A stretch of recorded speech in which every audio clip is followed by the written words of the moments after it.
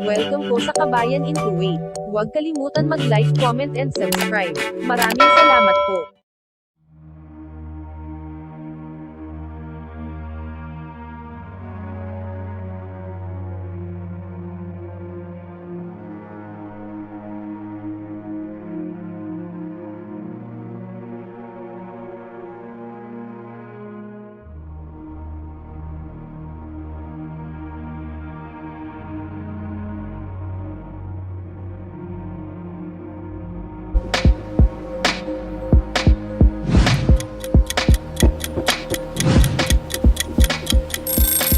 And it's quite tough because the train just started moving, so you're having to clean as the train is moving so that, you save some time.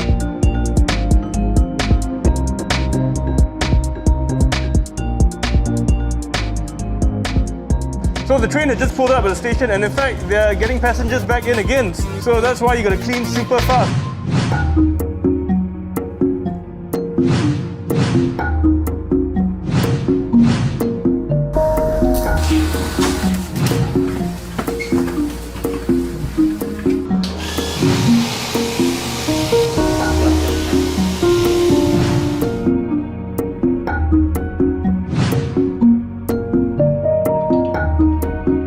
And it can last about 180 days. Yeah. But can they really keep our public transport free of COVID-19?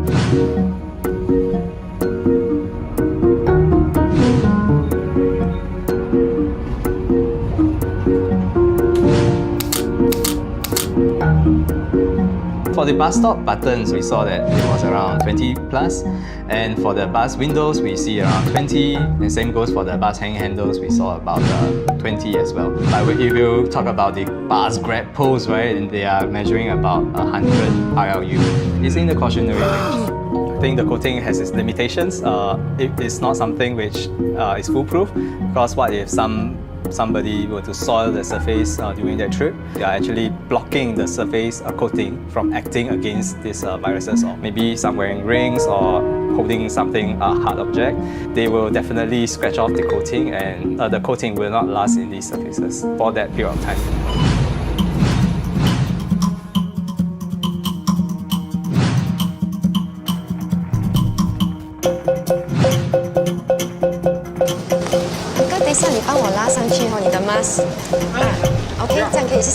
If I'm wearing the mask correctly, and so is everybody else, even to stand close to you, the risk is very, very small. The trouble is, people don't wear it correctly. If everyone sticks to this rule, we actually don't need the safe distancing. We'll be as good as 99.7% effective in preventing COVID spread.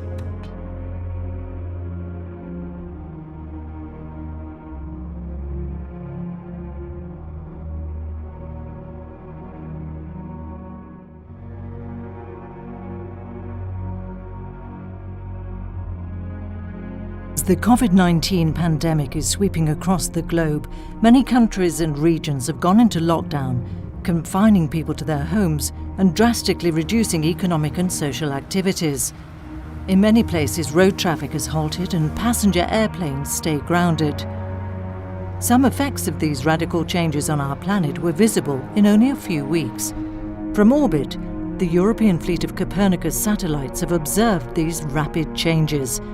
From the waters of the Venice Lagoon clearing up, to changes in our atmosphere, where a swift reduction in NO2 concentration has occurred, especially in regions which have gone into lockdown. So with Sentinel-5P of our Copernicus program, we have observed actually quite some stunning images of concentrations of NO2.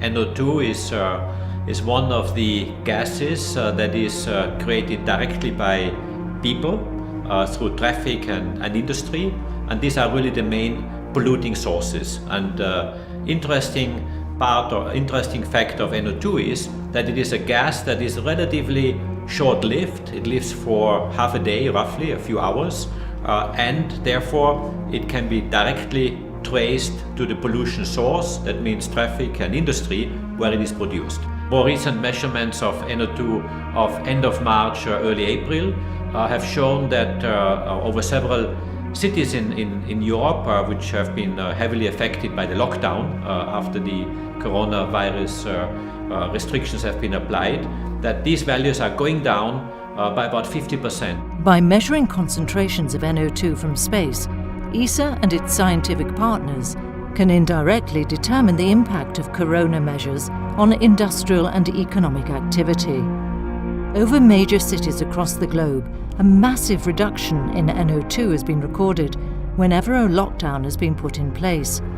In Los Angeles, for example, the famous smog has disappeared, and in regions in India, the peaks of Himalayas can be seen again for the first time in a generation. Other regions, for instance in Eastern Europe, industrial activity has continued, and these are visible from space, as they do not show a reduction in NO2 pollution. The reduction of NO2 pollution is in itself good news, as it does affect people's health. NO2 is known to cause respiratory problems and aggravate underlying conditions such as asthma. However, today the reduction in air pollution comes at a very severe cost in terms of economic growth, mental well-being, and disposable income, with millions of people confined to their homes and even losing their jobs. So this drastic reduction is not a sustainable one. But as countries are now preparing to restart their economies with massive stimulus packages, there might be a choice to do things differently.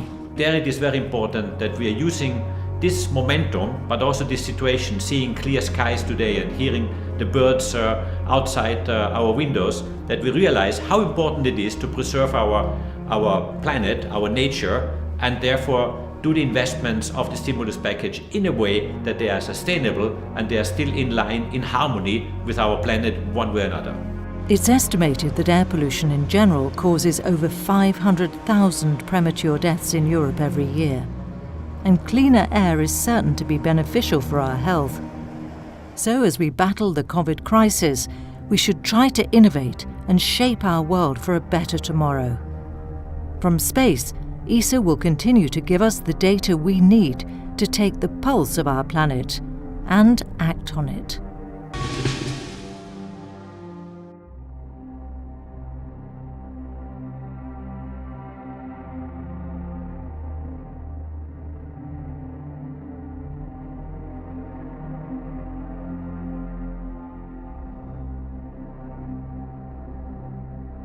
Let's talk about how devastating coronavirus has been for global trade. Of course, we know the impact that there's been on the supply chain. How long is, in your sense, until things are actually going to return to normal? Or I guess that's anyone's guess. And will things ever return to normal?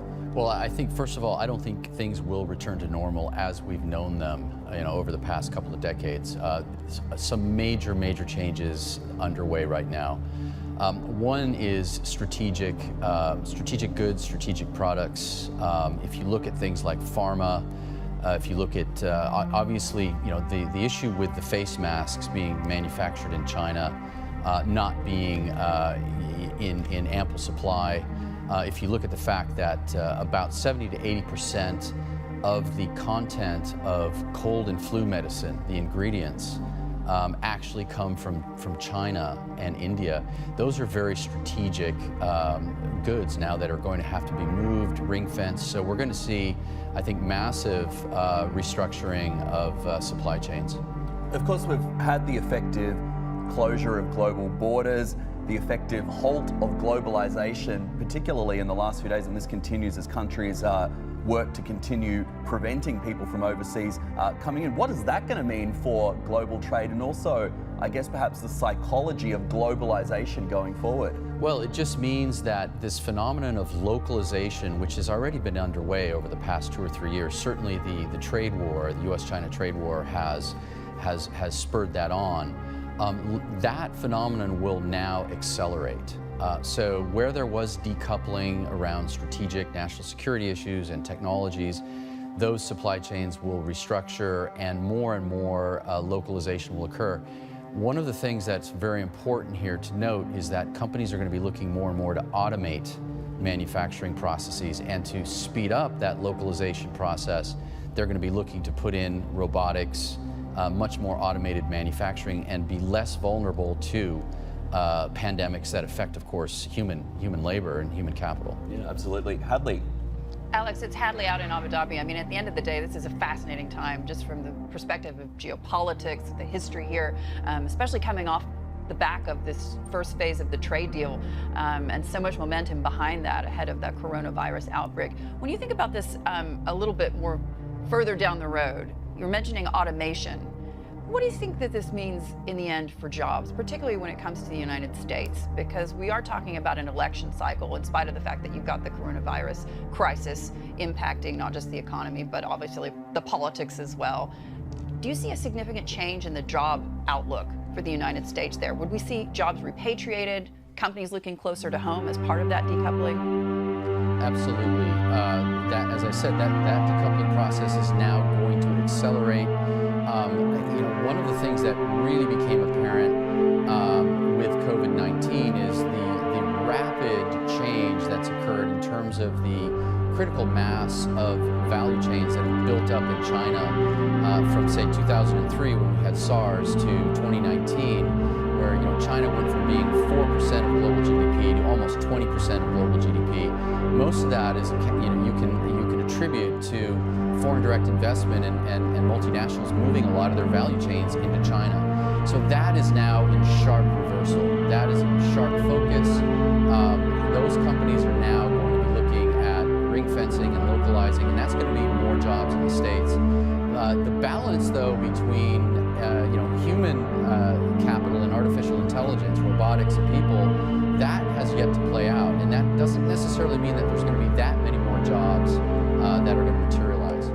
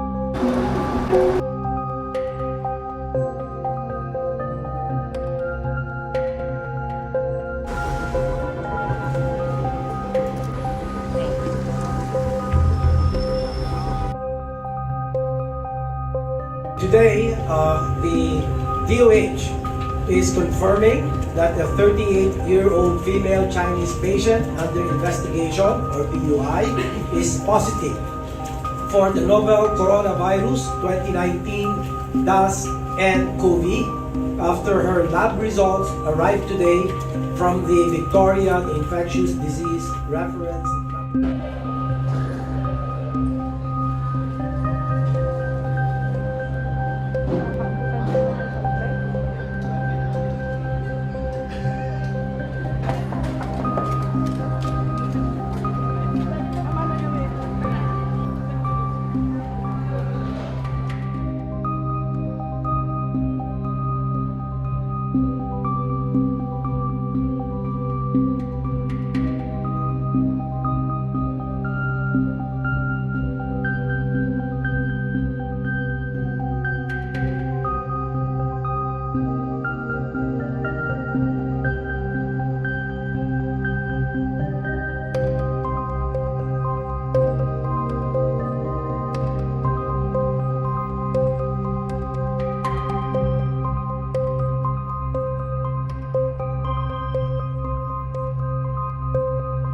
Emperor Narishta's birthday celebrations for the public scheduled on February 23rd has been called off.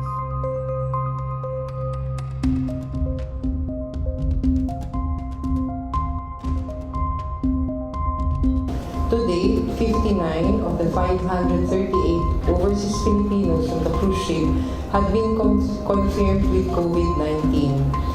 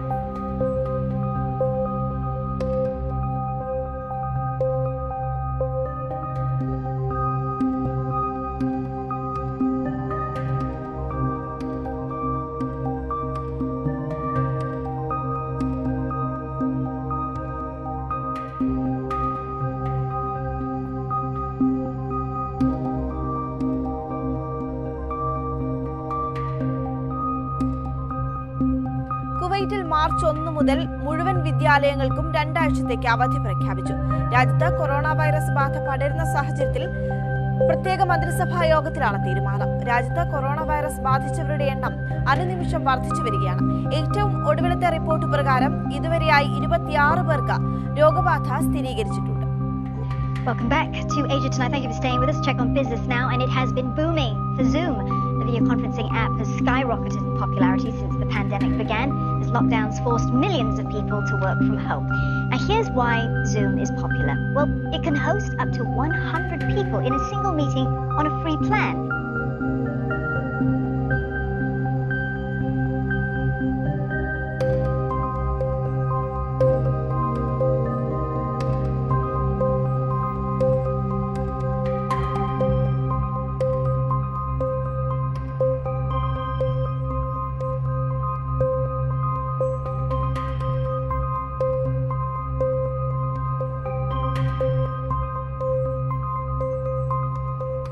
Now to the situation in South Korea, where President Moon Jae-in says his country is waging a war against COVID-19. The Italian government has put about 1/4 of its population under quarantine. Land, domestic air and domestic sea travel to and from Metro Manila shall be suspended beginning March 15, 2020. to end on April 14, 2020. And good morning, everybody. We're coming on the air with breaking news. This is the New York Stock Exchange. The trading day is just beginning on Wall Street, and there are fears that the Dow will drop and drop quickly. And we're already seeing that futures over the weekend were down so much that they actually had to put an emergency trigger that stopped trading. And the expectation and fear is that we will see markets in free fall this morning here in the U.S. as they have done in the global markets already. To unleash the full power of the federal government in this effort today, I am officially declaring a national emergency. He is a head of state, a reigning monarch, and on Thursday, Prince Albert of Monaco announced that he has tested positive for the coronavirus.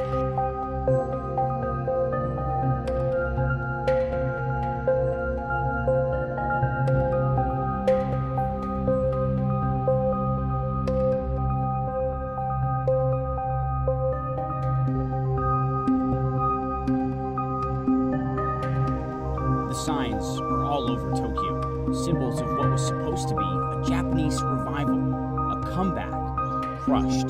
Tokyo 2020 organizers and the International Olympic Committee bowing to global pressure brought on by the novel coronavirus catastrophe. The government is now taking action and undertaking several key measures.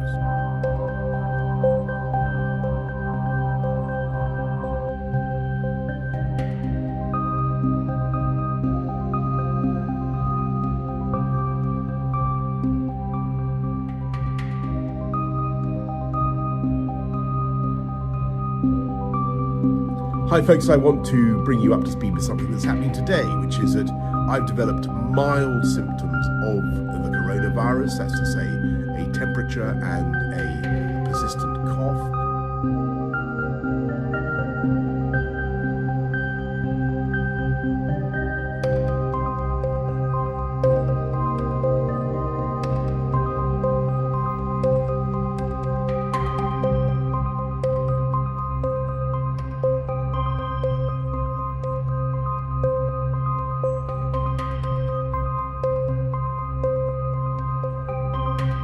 At ang buhay ninyo ay nalagay sa alanganin.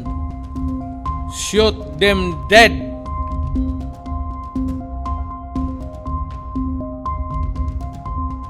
We are inclined to extend the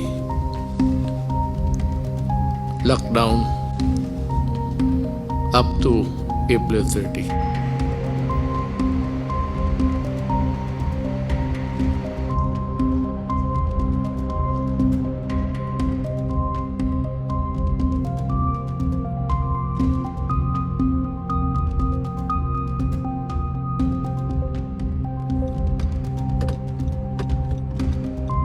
لا عند متطوعين وزارة الداخلية اللي هم الدفاع المدني.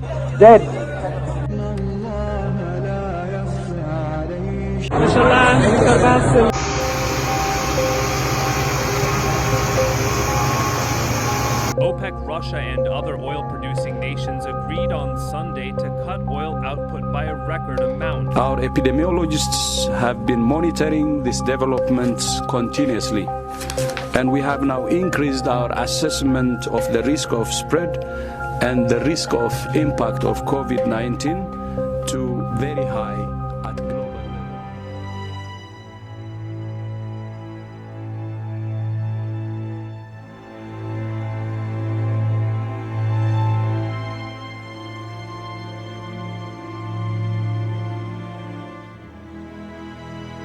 How many people did you come into contact with yesterday? Hard to remember, right? If you're carrying coronavirus, that could spell trouble.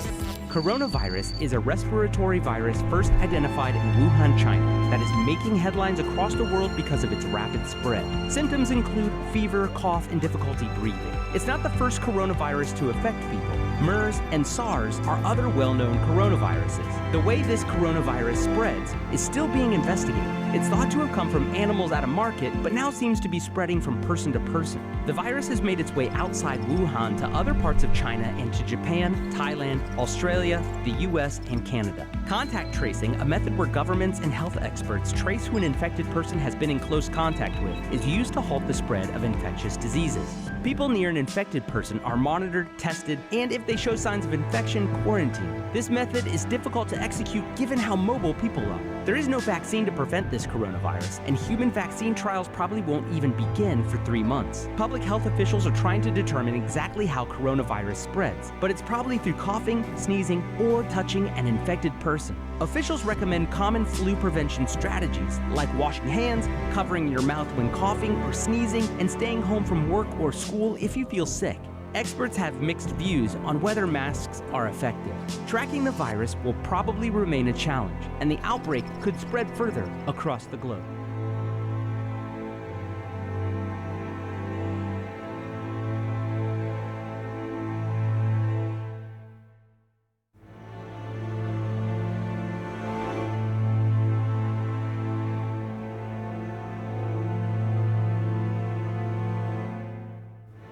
So I'm Jonathan Heaney. I'm a professor of comparative pathology at the University of Cambridge. I study infections that jump from animals to humans. In fact, a large majority of human infections have their origins from animals. 19. Competition or cooperation? A global alliance of countries and organizations has formed. It has 100 potential vaccines in development, a handful in clinical trials. The speed is unprecedented. But doesn't competition drive innovation? While the United States is steering clear of the global initiative, it reckons its drug makers will be the first to find a vaccine. We're going to fast track it like you've never seen before. If we come up with a vaccine, I think they probably will. And where would that leave the rest of the world? I'm Ben Fazulin. When the new coronavirus first went global, it sparked mass protectionism, border closures, trade stops, travel bans. There was a rush on masks, shortages or export restrictions. Now the competition has got even fiercer with a vaccine, the holy grail of medicine. A terrifying disease brought to an end by a vaccine. The polio vaccine earned Jonas Salk worldwide fame when it came out in 1955. But it didn't earn him money. He made no effort to patent his invention. Developing a vaccine against coronavirus will be extremely expensive. At least 80 teams around the world are working independently, funded by pharma companies, governments, and NGOs in a race to be first. But critics say this race is a needless game of catch-up. Among the key funders of efforts to prepare for a pandemic is Microsoft co-founder Bill Gates. He says that despite the global threat, there's been no global coordination. The world was not prepared, and so everybody's trying to figure this out as they go, and so there's shortages, and figuring out what the priorities should be between countries has been very difficult. Now that people are sort of figuring out the social distancing, which is very painful, but starting to think about, okay, how do we have drugs for treatment? How do we get a vaccine as quickly as possible? Here I see a chance that there will be very strong cooperation. That cooperation will be needed to get any vaccine out quickly. But a vaccine is not a blockbuster drug where one company takes the risk and earns the patent revenue. Inventing one is only a first step. We have to have enough vaccines for everyone. And what we're going to need is to make sure that there is adequate production capacity for vaccines. And that's going to require working differently. It's going to require doing it at risk. We also need this global leadership to identify and prioritize vaccine candidates. The same global leadership is going to be required for the second challenge, which is to guarantee equal access. The vaccine will need to be manufactured on a vast scale, producing billions of doses. That will be a huge cooperative effort, likely to fall on the shoulders of governments and NGOs in developing countries, with many pharma companies taking part. Governments are willing to pay to ensure that nearly everyone is inoculated, starting with the most vulnerable. That will be expensive, but much cheaper than keeping society locked down. So too big a job for just one company. Experts say a global effort is key to finding and producing a vaccine for the world, but not all governments are playing ball. Germany is toughening its laws for foreign takeovers in the healthcare industry. Let's talk about that with Bernd Gergen. He funds startups, partner with the life science team of High-Tech Gründerfonds, Europe's leading seed investor for young tech companies. These are all very sensitive topics that are being dealt with at the moment. Isn't it better for countries to ensure that these companies are looked after, that this information doesn't get out there and is misused by other governments? I don't believe that protectionism can be the answer to global challenges. There are already some very comprehensive antitrust laws in place aiming at giving people guaranteed access to products at fair prices. So I rather bet on cooperation than protectionism. If you take a look at, for example, the USA, they have the biggest concentration of big pharma and big biotech companies, but still suffer from the highest incidence of COVID-19. So it doesn't seem to help. The US is going to have a lot of experience on its hands in certainly dealing with this outbreak and trying to find this vaccine.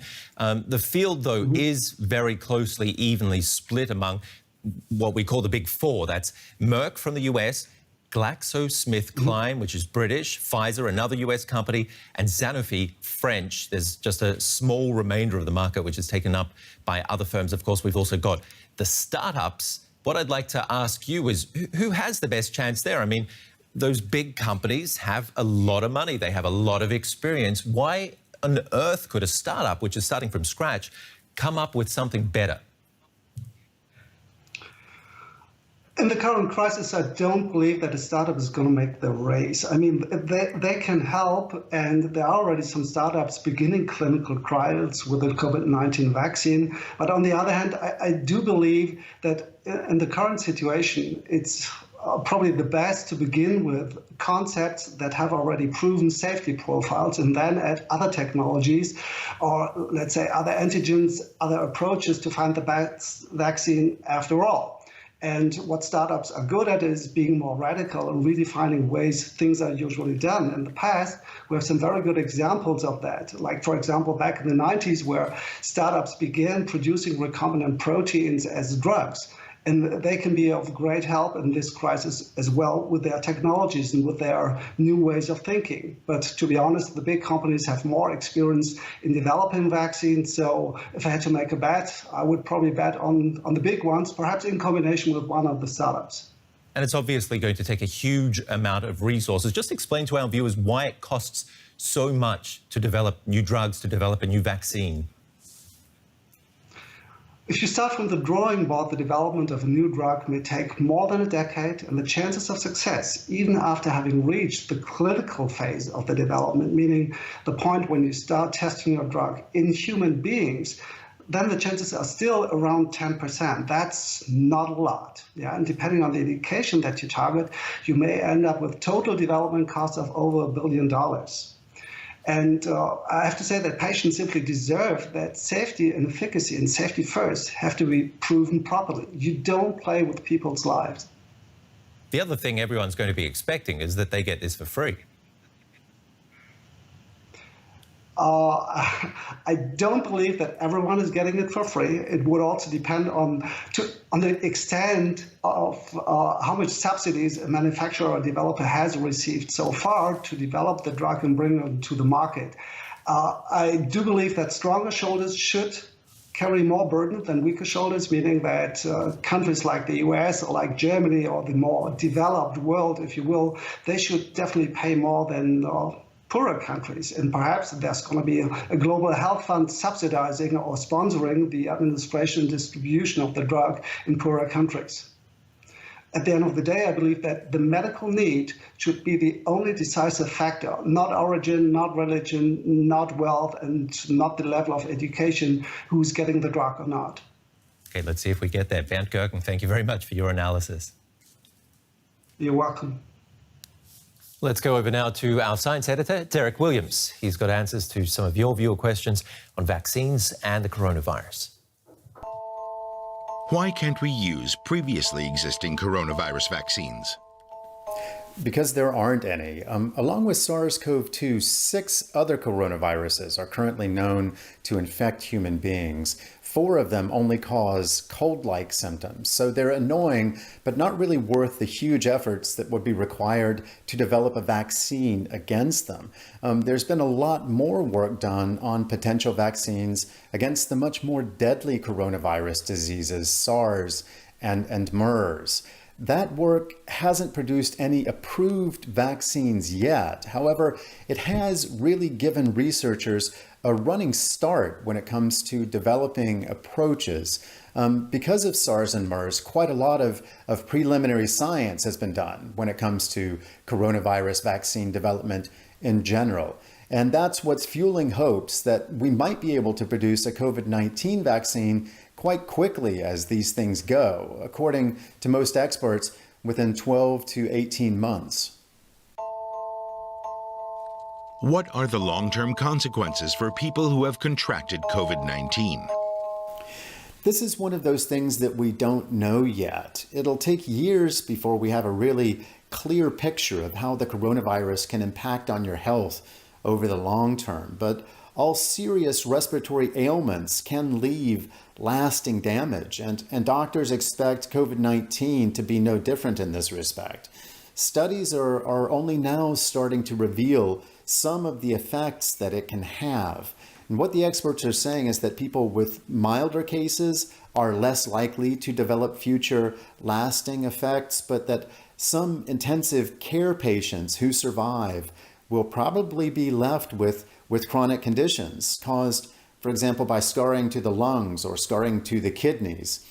Other studies have also linked the disease to heart damage and also to reduced liver function. And then, of course, there are the long-term mental health issues directly caused by the psychological trauma that COVID-19 can bring, especially for patients who have to be intubated or ventilated. But the virus simply hasn't been around long enough for us to make too many assertions about what the long-term effects of catching it will be.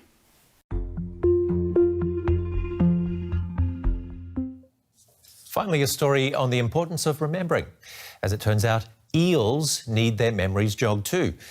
The Sumida Aquarium in Tokyo has been closed for over a month now due to the outbreak. The lack of visitors has meant the eels are forgetting that someone behind the glass poses no threat. They've started hiding in the sand whenever staff approach. But the aquarium's management has an answer for that. A face show festival where virtual visitors video call the eels to get them used to seeing people again.